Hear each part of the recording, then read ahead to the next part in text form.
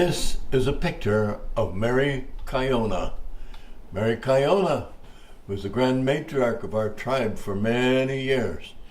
She was born in the upper Cowlitz area in 1843 and never died until 1970 at the age of 127.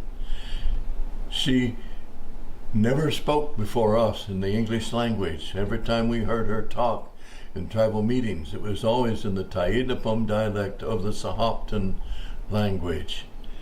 When she would walk into the meeting hall, maybe there would be a lot of argument going on, a lot of discussion on a situation, and when she'd walk in, suddenly it'd be like you could hear a pin drop.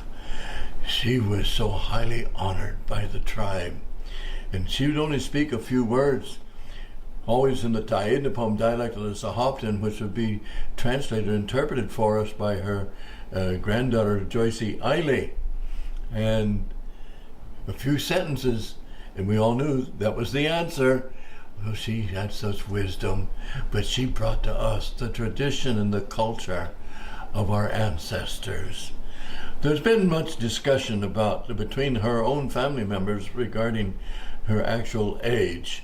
For some say that she was 127, and some say no, she was 117. And so the big problem is which is true. But I remember when we celebrated her 100th birthday, and that was long before she died. I was very young. So I believe that the part of the family that believes 127 was her age when she died is the correct one. But there is that dispute over her age. She was a fantastic woman. She meant a lot to many of us. And those who are descended from her are still held very special in our tribe. I will show you a basket that she made. She made many baskets. This woven out of the cedar bark. She made this basket somewhere in the neighborhood of about 100 years ago. And she was recognized as one of the best basket weavers in all the Northwest. She did beautiful, beautiful work.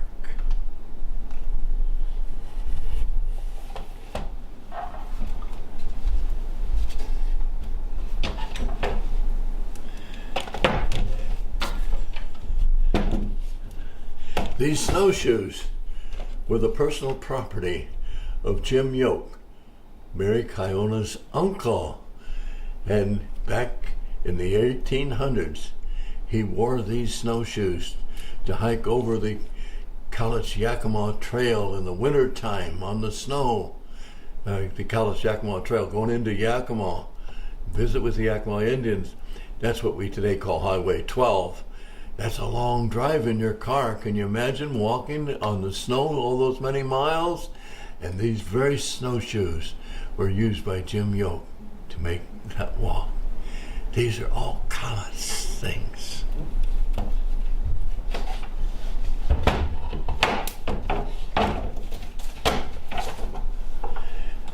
We go back to baskets. This basket here, woven out of the pine needles, was made by Hazel Pete. Hazel Pete was one half-blood Cowlitz, one half-blood Chehalis. She was enrolled in the Chehalis tribe, but during her years, I remember she was always at our Cowlitz tribal meetings. A lot of her family were enrolled Cowlitz instead of Chehalis, and she personally gifted me with this beautiful pine needle basket that she made.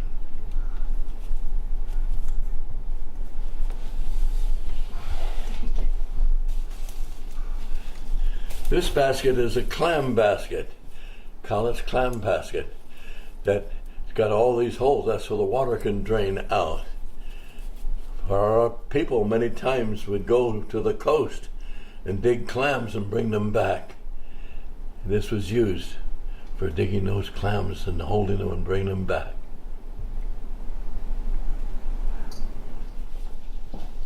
This purse was made by my Cowlitz great-grandmother back in the 1800s, and this was her purse that she used. turn it to the other side so you can see the other side of it.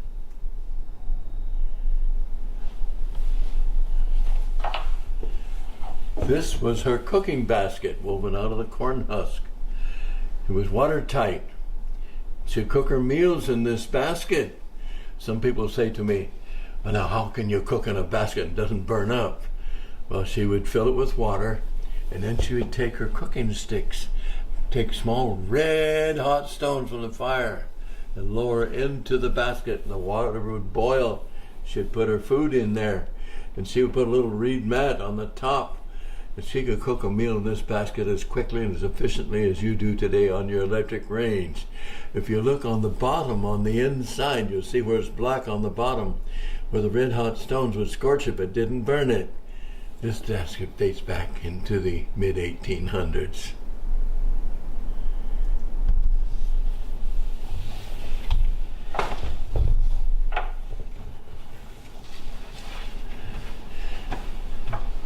This is a pair of moccasins that I made myself when I was about 45 years of age. That's about 45 years ago. I wore them until I was wearing them out.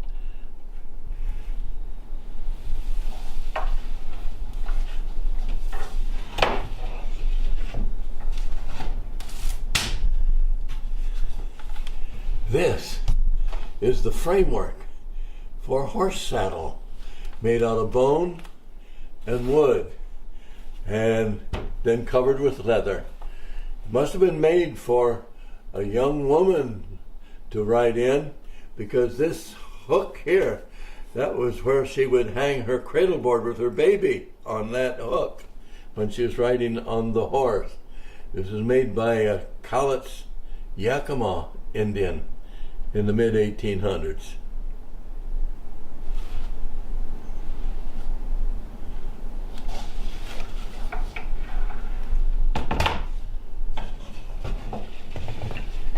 So a few carvings. This is my very first piece that I attempted to carve back in the early 1980s. That was my first time to do some carving. And this is a seal.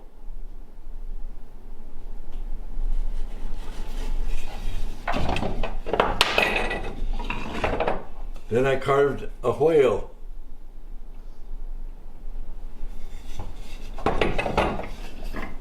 Then I carved a bear holding a salmon.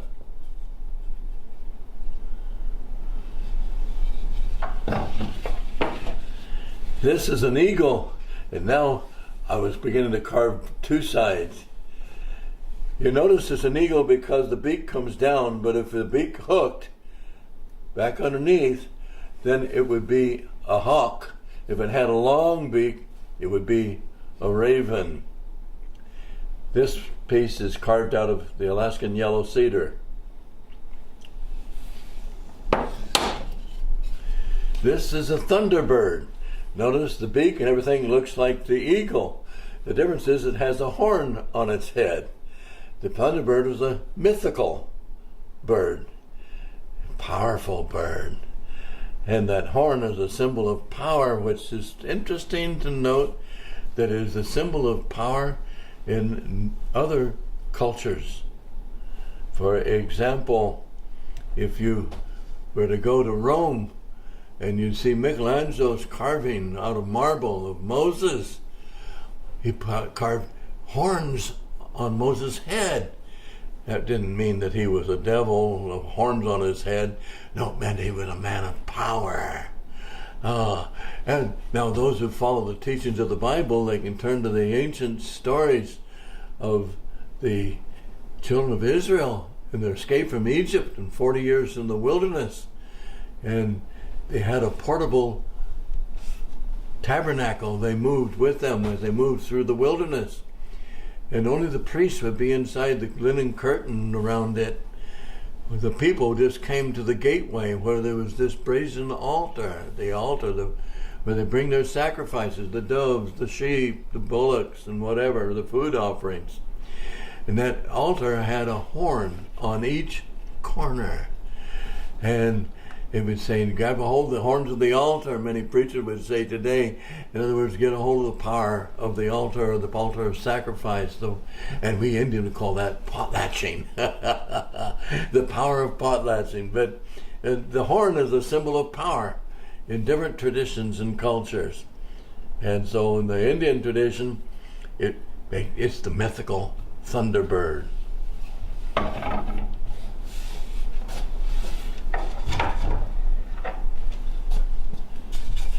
This was my first attempt to do a totem pole with what we call flat carving. And the top figure there is the eagle, and then comes the beaver. The bear, the eagle, the bear, and the beaver. Eagle, the bear, and the beaver. And this one I carved about 1982. Some of my carvings. These are Cowlitz. Well, you'll see this is a raccoon. This particular piece with many signatures on the back of our Cowlitz tribal youth. These particular youth were in a program for about a year in our Cowlitz tribal clinic, abuse type stuff. And then they graduated, and they had their graduation ceremony with their certificates given to them here at the Bear Raven Longhouse. And they gifted me with this for the work that I had done with them, and all the signatures on the back. These two pictures here, these are Plumondon, Simon Plumondon family pictures. Simon Plumondon was the first white man to actually come onto Cowlitz Indian territory as a whole. Lewis and Clark landed at the mouth of the Cowlitz in the spring of 1806, but they never came in any further than just up on their canoes up at the mouth of the Cowlitz River. Whereas Simon Plumondon, he spent many years of his life here. He was born on April 1st, 1800, in the Montreal, Quebec area of Canada. And his parents, they wanted him to have an education, a college, a university education. That was their dream for him. But they had a family friend who was a fur trapper that would visit them once or twice a year. And this fur trapper caught Simon's fancy just as a lad. At the age of 14, he was trapping on the Missouri River. At the age of 16, he and two of his brothers made the trip all the way across from the Montreal, Quebec area by canoe, river to lake, lake to river, and down the Columbia River, all the way. He came all the way to the mouth of the Columbia. His brothers stopped the journey with him when they got to the Big Bend River, what is now the Walla Walla area. And he came alone at the age of 16. Can you imagine a teenager back in those days in the Indian country? When he passed the mouth of the Cowlitz River, he said, someday I must come back and explore this river. See what I find here in the way of beaver and otter pelts. He went on down to Fort Astoria. He went to work for the fort, and 2 years later, at the age of 18, all alone, nobody with him, he came back to the Cowlitz River, paddled up the Columbia to the Cowlitz, paddled up the Cowlitz River, great big large fir trees and cedar trees. The banks were covered with brush, and then all of a sudden he saw a path leading up the bank. He wondered, what is this all about? He pulled his canoe up and tied it up to a tree, went up the path and stumbled right into the camp of Chief Skanewa. Chief Skanewa's braves took him as a prisoner to Chief Skanewa, and Chief Skanewa took him to now as a slave. Well, one thing that Chief Skanewa needed, he needed somebody who knew how to speak the French language at the trading post. And so he had this idea of he could use Simon Plumondon. So Simon Plumondon made that first trip for him because Chief Skanewa, he wanted some axes and other implements that could be got at the trading post. But he sent Simon with two of his best warriors. And Simon Plumonnan, when he got to the fort, he said about these warriors, "These are my friends, you be good to them." Well, he returned with all the things that Chief Skaniwa wanted. Consequently, he gained the confidence of Chief Skaniwa, and he was returned many trips for Chief Skaniwa. Finally, one day, Chief Skaniwa, he said, "You no longer slave. I adopt you and my family as my son." And he gave Simon Plumonnan his favorite daughter for a wife. Well, there are many stories about Simon Plumonnan, but he became an important part of the history of our tribe. Many of the people in the tribe today, even in the tribal leadership, are descendants from Simon Plumonnan. This picture here, taken back in the early 1900s, are some of the Plumonnan family who lived along the banks of the Cowlitz River near Ullaqua Creek. And this was one day of salmon fishing. And these 3 salmon on this end totaled 110 pounds. Oh, the salmon that used to come up our river. This is another picture of the Plumonnans on one of their hunting expeditions. There's one here that Don Wallace's father, his father is there, they lived right there with the Plumonnans, and they were the Wallaces and the Plumonnans, and he was a part of their hunting expedition. These pictures here are a part of our Cowlitz history. This picture is a picture of Joe Cloquet, John Barnett, and myself at Cowlitz Falls.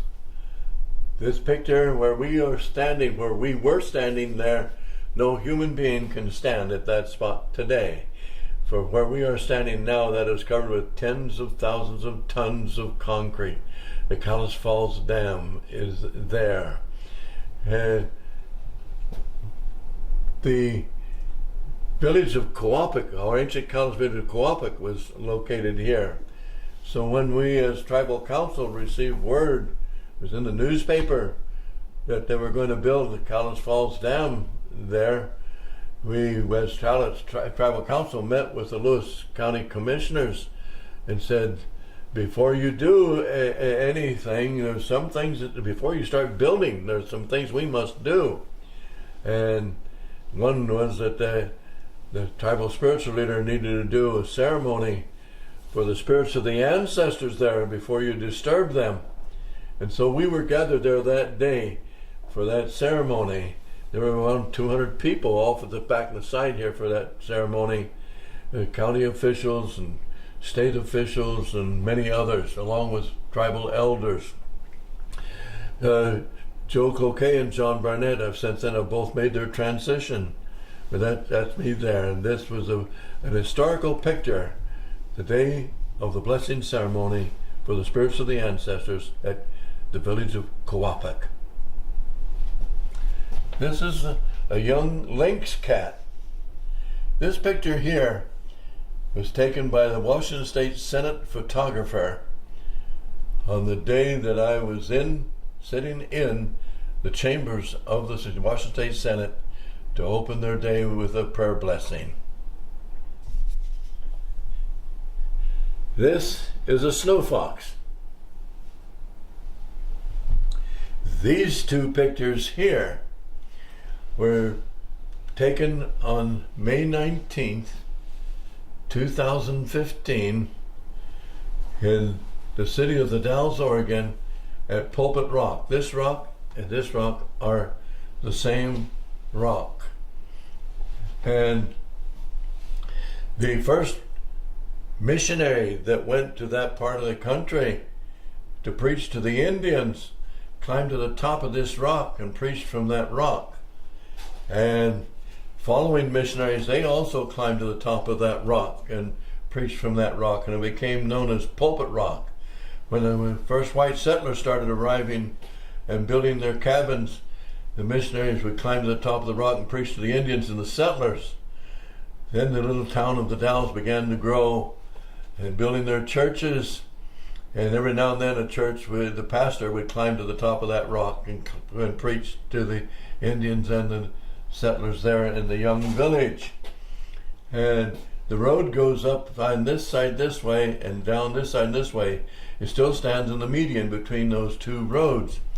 In 2015, the Ministerial Association said we'd like to have a community church service there at Pulpit Rock.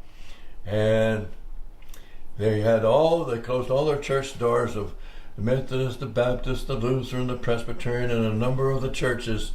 They set up around 500 to 600 folding chairs, had the city block off the road, and they looked for a descendant of one of those early missionaries that preached from that rock. And there was this man by the name of Stephen Gascoigne, born in England, in Oxford, England, came to this country with his parents in time to serve as a drummer boy in the Civil War, and never had a chance to go to school in a day in his life until the war was over, and then he was 22. Well, but he took his elementary work one year, his secondary work the next year, and then went on to his higher education, his bachelor's, his master's, his doctorate, became a member of the staff of the Smithsonian Institute in Washington, D.C., and a college professor, and then felt God was calling him to the ministry. He came out to Independence, Missouri with his young bride, purchased a covered wagon, and joined the wagon train. His first circuit of churches was 5 Methodist Episcopal churches in the John Day, Oregon country. And then he went to White Swan on the Yakima Indian Reservation, and from there to the Dalles. And he preached from that rock. He was my great-grandfather on my mother's side, and they wanted to descend one of those. I was invited to be the speaker that day. That's while I was preaching my sermon from the rock. And I had goosebumps on me the whole time. I was preaching from the very spot where my great-grandfather had preached 140 years ahead of me. This is a certificate awarded to me by the Smithsonian Institute in Washington, D.C. when they built the National Indian Museum, which has 5 stories, and one floor has what they call the honor wall. On it are bronze plaques with the names of Indians who've held national Indian offices, and I've held several national Indian offices, and I was honored. My name is on one of those plaques. And this is the certificate they sent to me. I don't know if you can get the bear.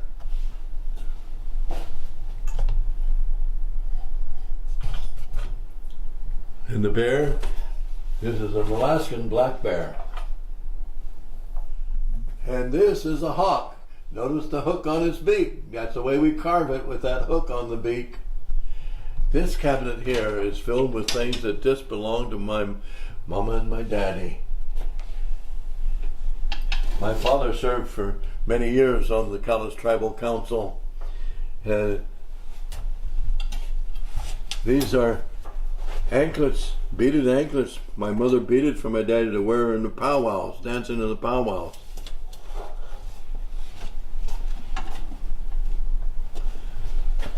This is a hat that she beaded. Lawi Latla, Mount St. Helens with a rainbow.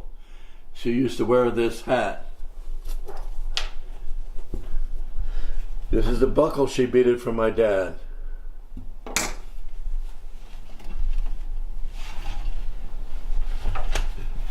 These were her own personal moccasins that she beaded for herself. So these are Cowlitz stuff.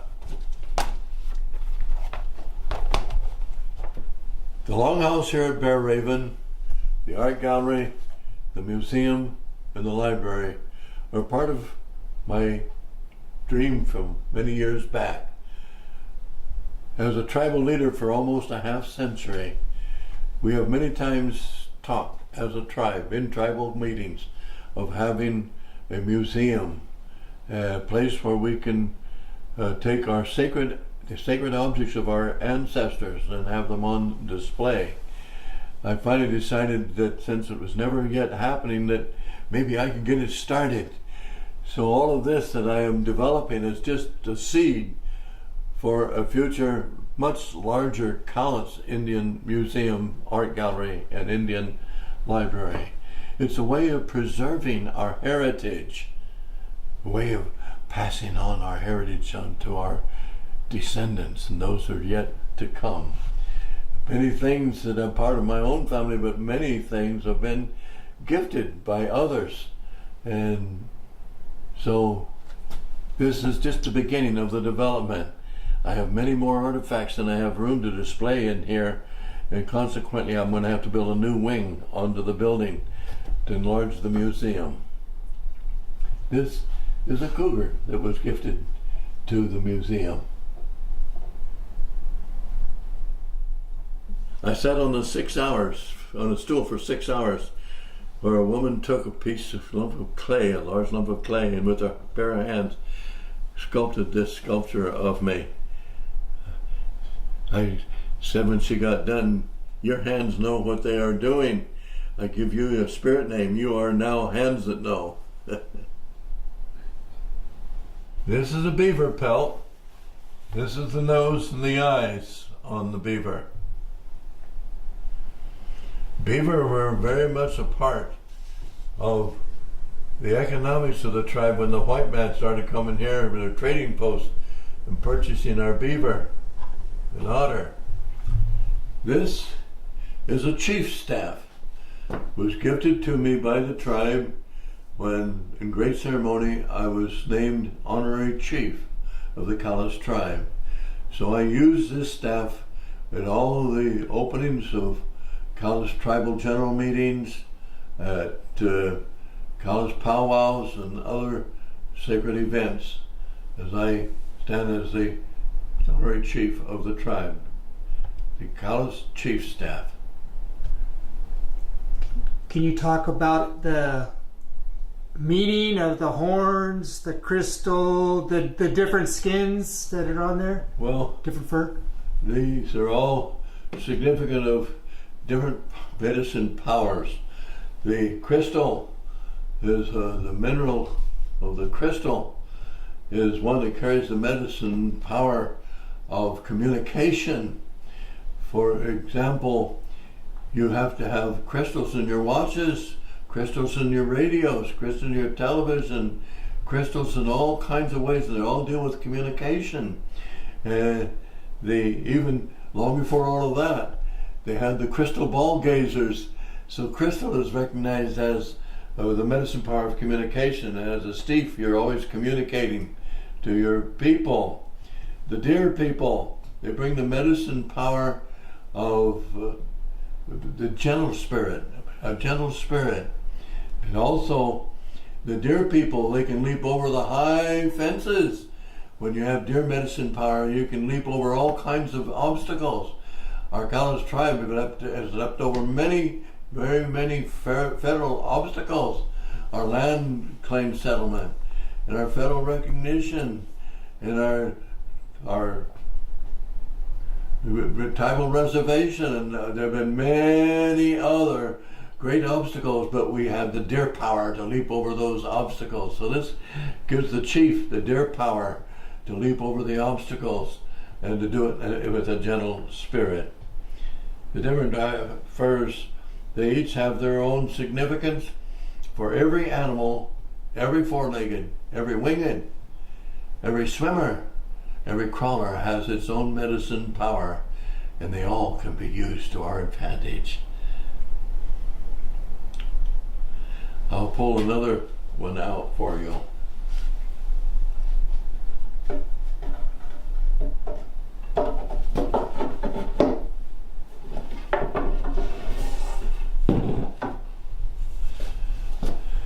This is a talking stick that I personally carved out of a 2x3 of Alaskan yellow cedar. The eagle on the top, the raven with her long beak, the beaver, and you see a beaver's tail, and the mouse. And this, I entered my place of leadership as a mouse person. Mouse can only see this right in front of their nose. But then, as I continued to work with the tribal leadership, I learned to do the processing of the beaver, the creator and development of programs. And then the raven Many Indian legends speak of Raven as the spokesperson for the Great Spirit. And finally, the eagle, the representative of the Great Spirit, have all, so that they had these powers of leadership in the tribe. And I carved this talking stick back in the 1980s.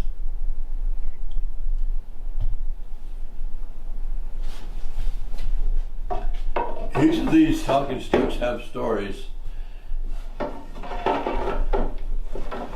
but this is one that the Creator carved. I never did any carving on it at all.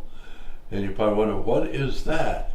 Well, I put many people on the mountain for vision quests, usually one at a time, sometimes two at a time. But there was one event where I put 8 people on the mountain for vision quest at the same time. They were all placed in different places where none of them knew where the other one was. And usually when I put a person on the mountain for 4 days and 4 nights, after I put them on the mountain, I'd go home. The next day I'd go back and I'd check on them. I'd see them, but they wouldn't see me. And I'd check on them each day. But when I put the 8 on the mountain, I stayed there with them. So I took them from the sweat lodge. At that time, these were people up in the northern Kitsap Peninsula area, and so I utilized the sweat lodge of the Suquamish tribe, and so we went into the sweat lodge about midnight, beginning to break daylight. I took them out of the sweat lodge, took a spirit bath in the waters of Puget Sound, and as we were walking into the water, we walked right past these 2 blue herons. They were just within 15, 20 feet of us, and the blue herons never flew away. All of us walked by them to go take our dip, and as we were taking our dip, an orca whale swam within about 50 feet of us. So there we were on the mountain, and on the 3rd morning of being on the mountain, inside my circle of my medicine wheel and my vision quest, I saw this stick lying there, and it had been there the whole time, but I just saw it, and I picked up and looked at it. And there's the raven, there's her eye and her beak. And here's the orca whale. And I brought it home, and I've used this as a talking stick that I never carved a bit on it. It's just the way Earth Mother gave it to me. It's a powerful medicine-powered talking stick that I've used in ceremonies. These are all different forms of talking sticks from different purposes and different gifts from different ones. Signifying different events. I have carved, or I'm in the process of carving, 6 pictures of tribal leaders, tribal chiefs. Cowlitz Tyee, the word Tyee means chief in the English language. So this is Chief Kishkok. The reason I have his picture that I could carve is that Paul Kane, a Frenchman here in the 1800s, visited his longhouse, made a painting. I had that to work from. Chief Kishkok was the Lower Cowlitz chief of the Lower Cowlitz band back in the mid-1800s. Simon Plumondon, that I mentioned earlier, when he was murdered on his way back from another fort, his son Antoine Stockham and Tyee Dick had their turns in leadership of the tribe. But where Chief Skaniwa, I said Simon, Chief Skaniwa's sons, and after he was murdered, when these 2 sons took over one by one, Antoine Stockham was a leader of the tribe for many years. But Skaniwa was a powerful chief, not only of the Cowlitz, but of tribes all the way up to the Fraser River. And he had great power that these 2 never had. If you go to Puyallup, you'll find that there's a gravestone for Tyee Dick, and it says Tyee Dick, chief of the Cowlitz, Nisqually, and Puyallup. So now Kaniwa's domain is reduced down to 3 tribes. This is a self-portrait of myself. This is John Barnett. This is one of Bill Aiel, our current tribal chairman, which I will be carving on that block. I also have carving the 6 matriarchs of the tribe, and they will be in a platform or a board like this one is.